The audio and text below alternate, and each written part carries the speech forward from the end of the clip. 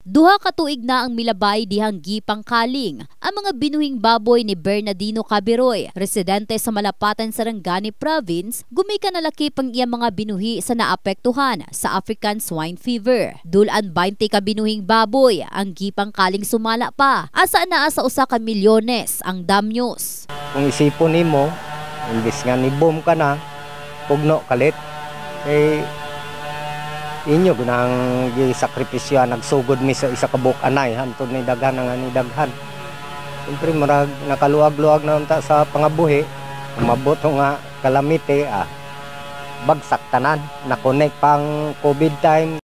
Sigon ni Cabreroy, dili ikalimod ang kasubo ni ini hangtod karon. Gumikan usa kini sa ilang source of income nga labing nakatabang kanila nga makasugakod sa matag adlaw. Sa karon diskumpyado pa usa kining magbuhi tungod sa kasamtangan anaa pa sa red zone ang status sa ilang lugar sa ASF.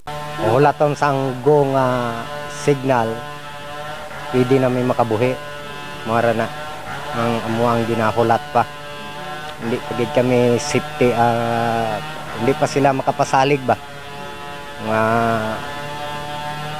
makabuhi mig baboy sa karon nga panahon pa.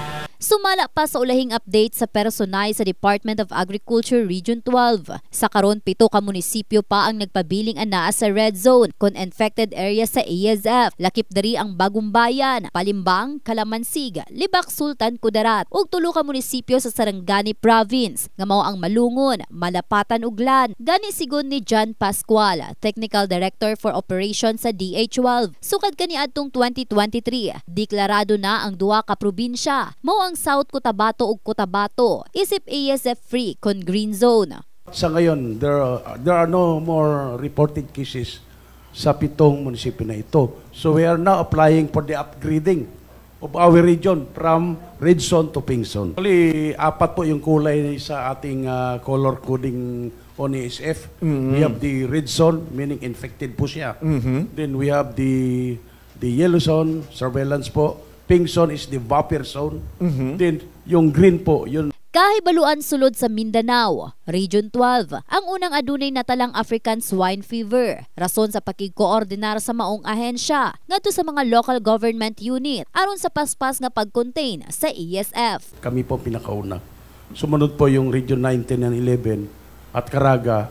Sa amin po humingi ng tulong how we contain in a very fast talaga na naka-recover kami.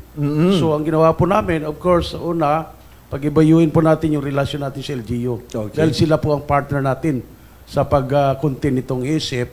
Pangalawa, we have the biosecurity protocol. Pagkakaalam ko, minamadali na ni Secretary Laurel yung ating vaccine. Talagang malinis na tayo sa ASF. In the heart of changing lives, kini si Russell Jean Mantile, Brigada News.